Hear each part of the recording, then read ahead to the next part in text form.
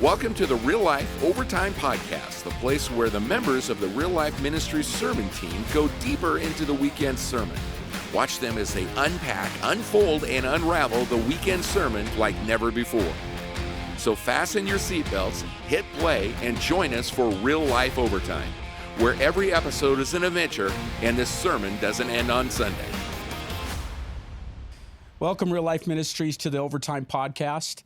And every week we take some time after the sermons to go into subjects in a deeper way that we weren't able to go into in the sermon itself. And right now we're in a sermon series called Lost in Translation. And this week we did something a little bit different. Rather than looking at a word that's been redefined by the culture, we're looking at a concept, a truth that has been lost in our culture.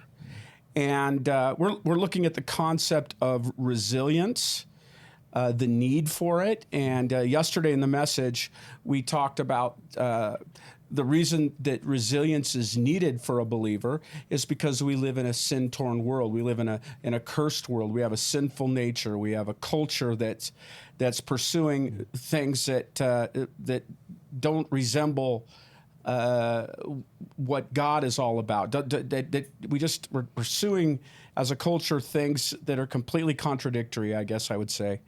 And because we have a spiritual enemy, a liar, a deceiver, we struggle in a variety of different ways to be resilient. We have to get back up. We have to persevere.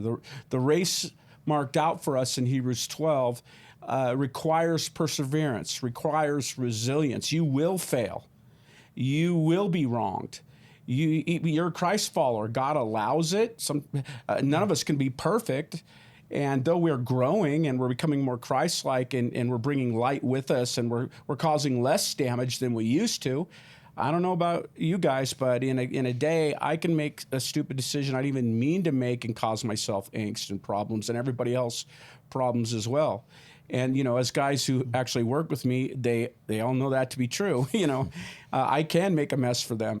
But we're looking at this concept, and I mentioned this yesterday, we're looking at this concept of resilience as it pertains to parenting in this Overtime Podcast.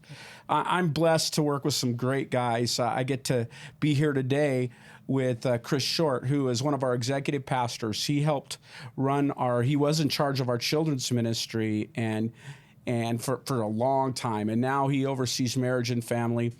He has 4 daughters of his own, 4 teenage daughters. All teenagers officially now. Yeah, all 4. And this concept of he's had to be resilient. Very resilient. In dealing with 5 women at the house every time you go in, right? Wife and 4 daughters. Thank you. I'm also here with Pat Lassard, who is one of our staff members, was raised up here in the church, married a lady here in our church, was in ministry with us for a long time, recovery ministry, and then helping to lead a campus here, the Coeur d'Alene campus. Now he's back doing our marriage and family ministry.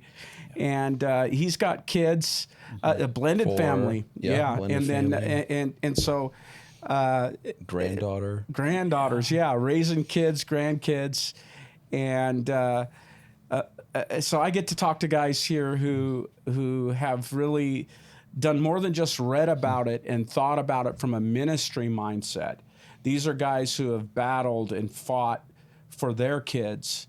And you know my story. I wrote a book called Hope for the Prodigal based on my experience with my son and you know what I did to my parents. I wrote that with my dad.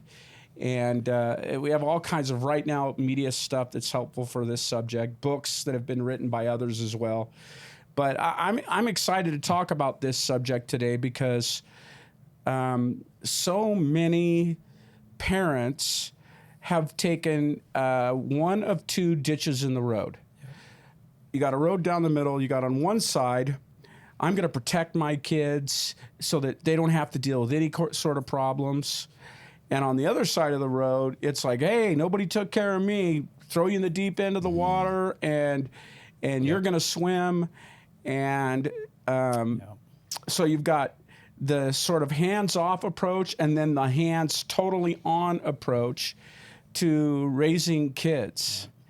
When you think about raising kids, Chris, God gave us a mission to have our kids ready. And what have you learned about this concept of raising resilient kids? Yeah, it's such a tricky one because I think all parents go into it with just the hope is I want them to just succeed in this world. I want them to have the things that I didn't have. I grew up super poor. And so like, I look at my kid's life and I'm like, how do I help them at the end of the day, at the end of their time with my oldest is turning 18 next month and it feels crazy. My youngest is 13. And so we're in the thick of it. And I want them to walk out. I want them to leave my home. Like they're not meant to stay in my home forever, but I want them to do it and have been prepared to actually go into this world, to be contributors and not just had the silver spoon in their mouth. Like there's this, I think, real tension between loving, caring, and then actually equipping them in the right things. And it's so easy. I mean, just looking back and me and my wife navigating, it'd be so easy just to go, let's take away all the difficulty because I love them so much. But if they don't go through those things, where they develop that skill. And one just little example I was thinking of for my oldest daughter when she started driving, you know, there's a lot of parents that choose to just buy their kids a car and it's like, here's your car. And we had the conviction that they need to work for a car. And so we had an old minivan that she drove for the first season of learning to drive. It was dented and the heater barely worked and, you know, filling it up with gas, it would seize up. You could only put a gallon of gas in at a time. And me and my wife just laughed about the season because she's out there driving herself to high school, you know, in the cold, frosted window, couldn't put gas in it. She was like, gonna be late. But I just cherished that time. And then she wanted to buy a car. Like she saved up money to buy a car. Right. But without that, how would she have, and that's just a simple worldly example, but those are the things we have to, you know, to train them in, to help them to truly be able to withstand the difficulty of the storm of our world. So that's just a couple thoughts. Yeah.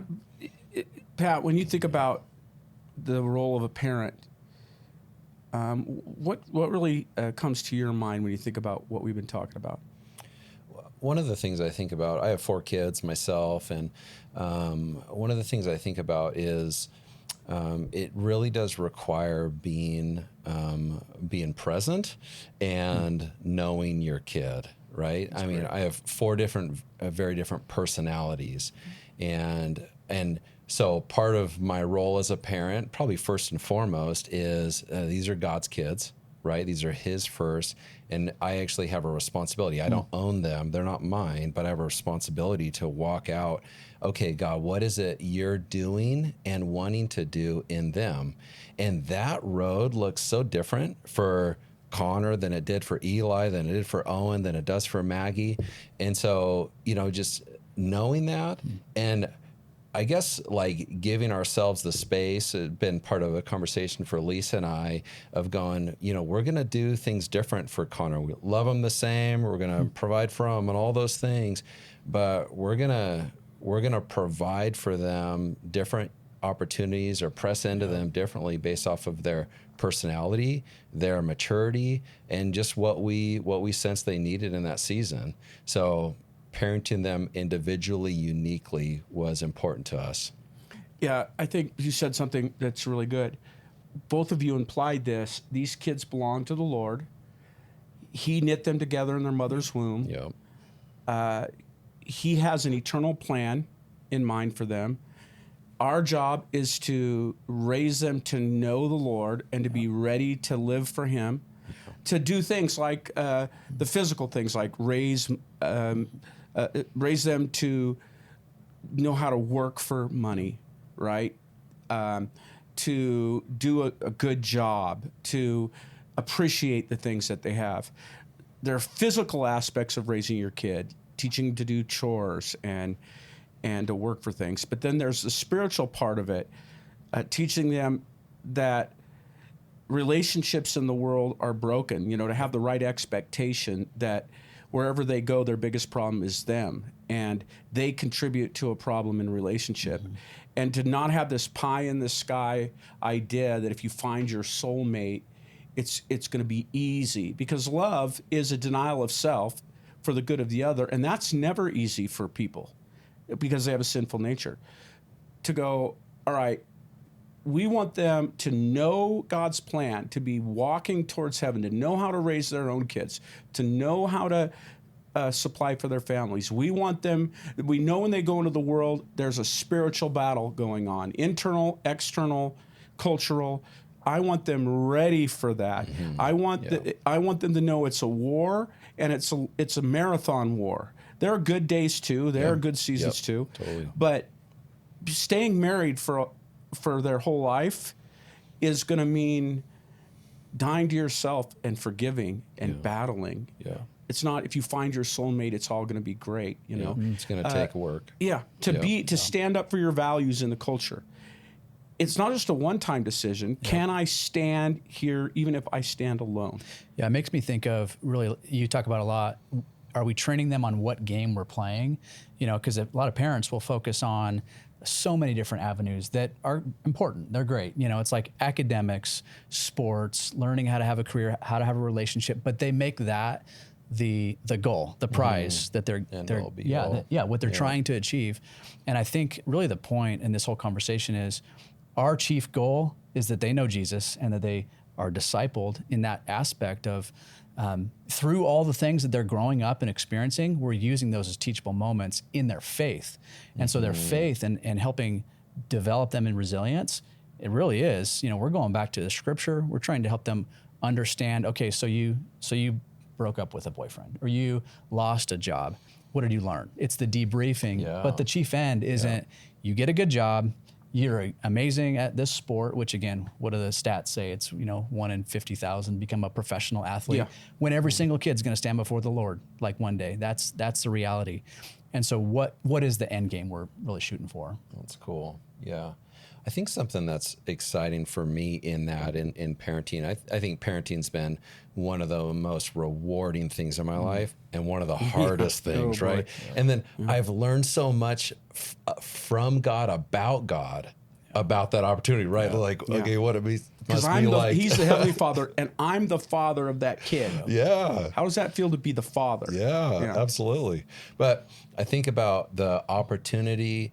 It's about discipling them in Jesus likeness, right? And so as they face these different situations in life, it's about them growing in hearing God's voice and knowing God's voice. And, you know, what you're talking about as well is you got to know the enemy's voice as well, right? And you have to discern what is it God's doing in your life, because he's always calling you deeper into relationship with him, that you would know him more as he's making you more like him. Yeah.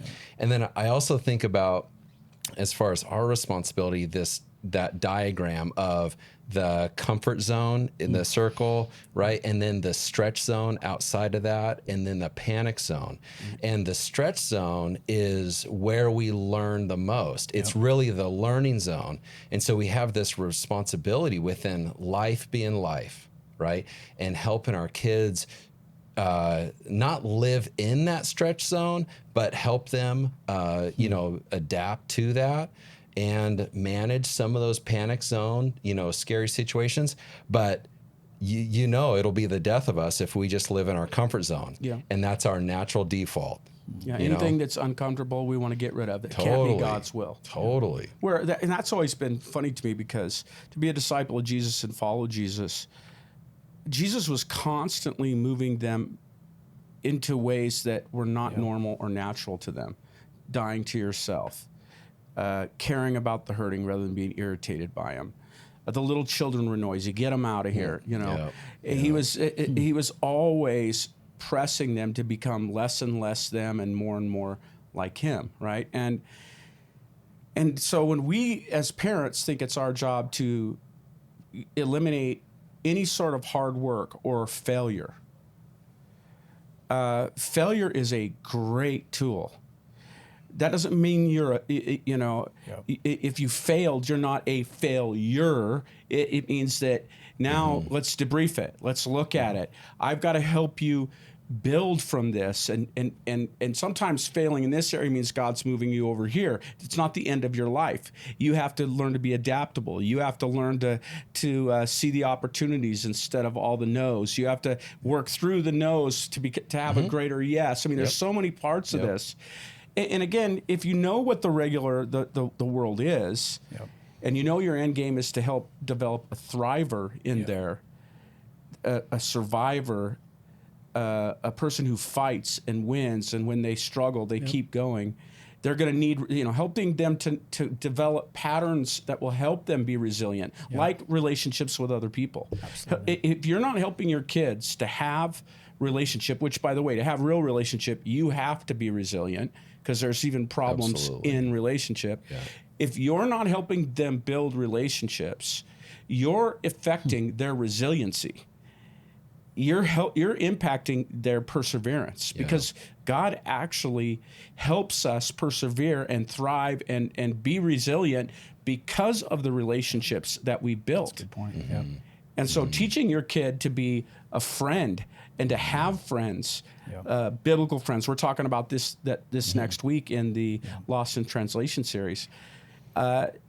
Being a friend, showing them what that looks like, that is helping them persevere in the future. Yeah. Mm-hmm. That's good. Mm-hmm. Yeah. You said something about knowing your kids. So many parents are out there pursuing their own stuff, and they just want their kids to be quiet so they have peace, or so they'll fix their problems or do whatever. But you're looking at Song of Solomon chapter 8, I believe it is, where he says, if your daughter is a wall, adorn her, show her off. If your daughter is a door, put guardrails and guards there. And that's looking at each of your kids are different. Know your kids, and then be appropriate for them in the stage of life that they're in. Yep. Explain that a little bit more. Well, yeah, in that stage of life, I think it's really appropriate. Who of you was too hard on your firstborn? Oh yeah. Like, okay, you learn a lot in that. And man, I remember, Connor, and I think he was 4 years old, and putting too much pressure on him and tying his shoes. Like, man, I wish it would have chilled out. But by the time my fourth, kid comes, like, it doesn't even matter. You can wear Velcro forever. Velcro shoes, yeah. But being able to meet them in that age, and being able to, parent them appropriately in the age to be able to meet them where they're at. I mean, I've had teenage kids, and some of them at 16 were ready to start testing the waters in romantic relationships, and then others not. You're not ready. You're not ready for someone else. And then, as far as education, we've done all sorts of different things to be able to, what does this kid need in this season? And that has looked different. There hasn't been a one size fits all. And I really appreciate my wife's leadership in that component of it as well. I don't know, what about you as far as like ministering to them in that appropriate age and stage? I was thinking of Proverbs, train up a child, in the way they should go. And when they're old, they won't depart from it. And that, that's a tricky one, because it goes, what's my part as a parent? And where am I trying to prepare them? How am I training them up? Like, that's always the question for me. Because it's like, man, I feel like my time is limited. It really is. Like, legitimately, from the time they're born till the time they leave my house, there are a limited number of weeks that I have with them. I think it's 762, something like that. It's like, how many weeks do I have with my kid? What's most important? And that's where it goes back to, I want, at the end of the day, they've seen Jesus through our family, that they've been able to experience and grow.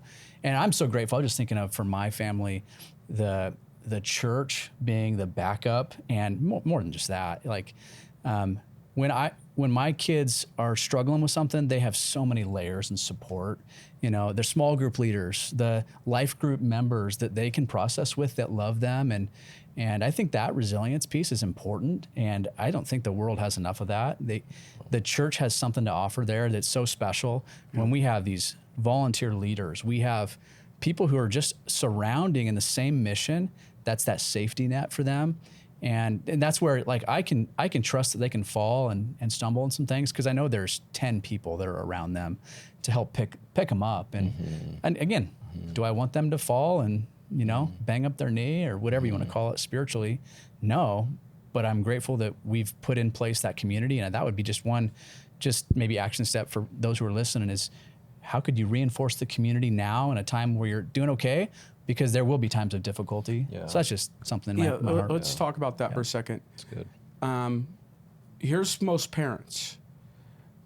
Whatever whatever church service they go to that fits their life, they go to whatever church, Yep. right? And then they'll bounce around from church to church to church based on a sermon series, or they got upset with somebody, or, you know, they don't press in. And when they don't press in and plug in and get involved, they take their kids with them. And so their kids bounce around from place to place, and it ends up being a place you go instead of a community or family you have. Yeah. And in my life, I've been here 25 years. The numbers of times where other people spoke life into my kids or correction into my kids when they would not hear it from me. Yeah. When that's his dad or mom, right? The people that stepped in, the love that that was shown to my kids, and that was built over time. I think about our young families, right? If I'd have gotten ticked off and left the church, right? If I would have been bored and gone somewhere else, if I would have done what so many do, then my kids would not have had the relationships that they had. I mean, 2 of my kids married girls from our youth group, right? If I'm bouncing around, and by the way, as a parent, disciplining your children, if I didn't make my kids go to church camp or make my kids go to a missions trip, then my son would have never met his wife because he was forced to go. He was fighting me. He was angry. And I'm like, you're going. And you know, I'm not your friend right now. I'm your dad. And what you need right now is this, and you don't need that. And you're going, and I don't make him go. He doesn't meet his wife, right? The numbers of people that have invested in my kids, because this is a church family here. And sometimes it's, you know, there were people that ticked me off or made me angry or hurt my feelings, or there were times where I was bored in my walk with God in one way or another, and I didn't go, well, I think the Lord wants me to go somewhere else. It's pressing in, building, being resilient, pressing in, persevering, enduring, continuing on so that those I was leading could settle in and have that around them. And then when they'd get mad at their youth group or whatever, no, that's not what we do here. You know, you're going to keep pressing in. You're going to go and have that conversation. You're going to go and work this out. You're going to go and forgive that person. We're going to do this together. That created a family structure. But I had to discipline. I had to set priorities. I had to do things. A lot of people don't want to discipline their kids because they're not disciplined. That means you'd have to do something consistently, and they don't want to do that, which then means their kids learn it's only wrong if you're in a specific mood. Yeah. So I want to jump off of what you just shared, because this principle, this universal principle of parenting is so important. More is caught than taught.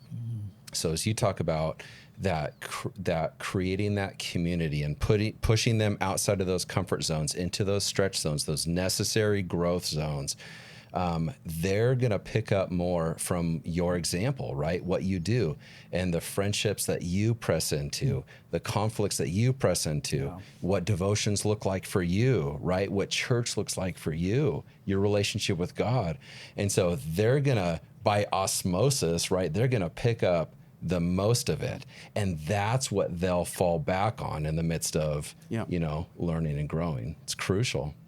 Yeah, it was the relationships I had that helped me when I was in my darkest times, that held me up and kept me going through them. My kids learned that I needed that. It had to be okay for me to share that. And people stepped into that. It wasn't just me. Like so many pastors, they just pour into everybody else and never let anybody pour into them. So it looks like to their kids, everybody's a taker. So why do we want to go to church? They're all takers.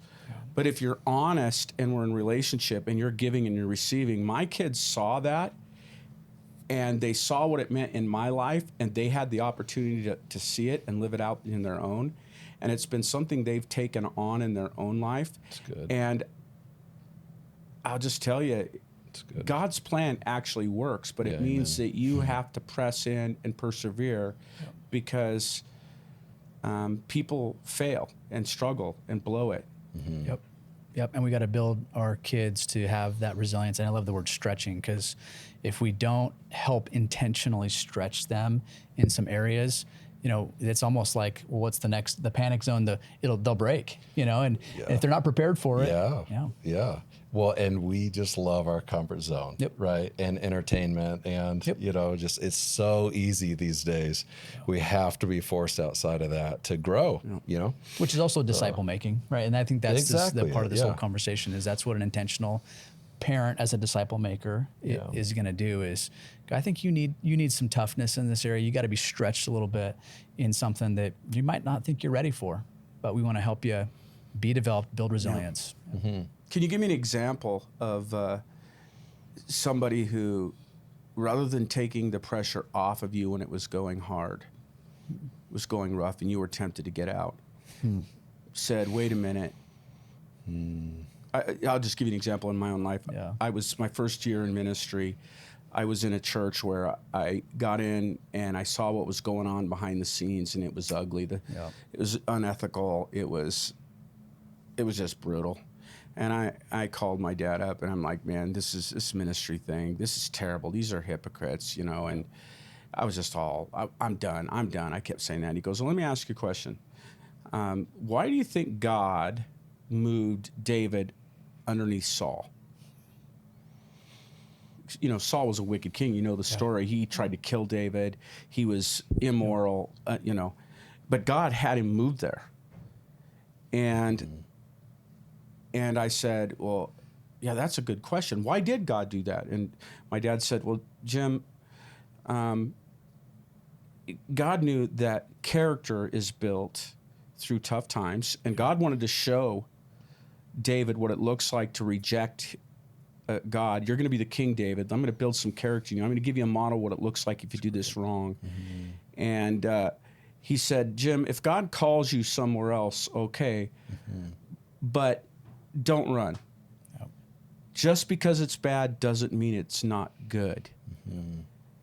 And it was like, wow, okay, I needed to be resilient. I needed to not just run from a problem. What lessons could I learn from this? How did God want me to step in and be a part of a solution for the good of everybody else in the church while this thing is going ugly, right?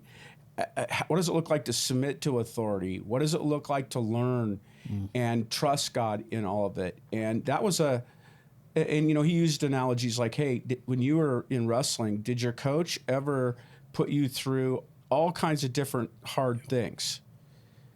And was he even wrong about some things? Well, yeah, every coach has been wrong, right? Sure. So what do you do during those times? Do you quit the team? What do you do? And so those were always lessons for me, in that there was a fatal flaw my dad would try to protect me from. If it's going to kill you, we're going to get you out of it. If somebody tells you to sin, don't do that. But if you're living in a rough culture, what does it look like to trust in God? Because guess what? When you get into the world, you're going to have an unethical boss. You're going to have somebody who makes a mistake. You're going to have a government that goes crazy theoretically. You're going to have all this. What do you do in the midst of a broken world? That's great. So we grow the most, for sure. Yep. Yeah. I don't have a figure, like your dad invested in you, but I just think about my relationship with God, where God just hasn't rescued me from, uncomfortability. He's allowed me to stay in and, didn't just pull me from, which has changed my expectations, about life. And then as far as it relates to parenting as well, like, man, we just, in my flesh, I just want things to go well and my way and easily. And guess what? That same thing's in my kids, right? And so being able to be that, intentional dad involved in their lives, to be able to help them press in. I remember I think my son was 16, Eli. He was working at a pet store over off of Northwest Boulevard over here. And he worked with this really mean, crotchety dude. I don't know what the dude's problem was. And he'd come home sad, like crying, sometimes. And this kid, Eli, he's so sweet. And River just kind of coached him like, okay, hang in there. What's going on? Just kind of, do these things. But just trying to help him press into like, this dude's fighting a different battle. It's not you. Like, hang in there. And there was a really cool redemptive pivot to it soon after that, where they ended up having a good friendship. And the guy totally changed. But so just, one example of just pressing in and God showing up in that, That's awesome. That's cool. Yeah, I think as leaders, as parents, we are disciple makers. Every one of us who's a Christian is a disciple who makes disciples. If we have a home, we're disciple makers. And our job is to make disciples that make disciples. Mm-hmm. And I think the biggest call back to parents I would like to say is you were given a job. You were given a responsibility, especially to dads, who oftentimes can be passive or domineering. You were given a job. There's an end goal in mind. Just like a coach. Mm-hmm. State's coming, there's an end goal in mind. I get freshmen as a senior, there's an end goal in mind for these kids. I need to have them ready for what they're going to face.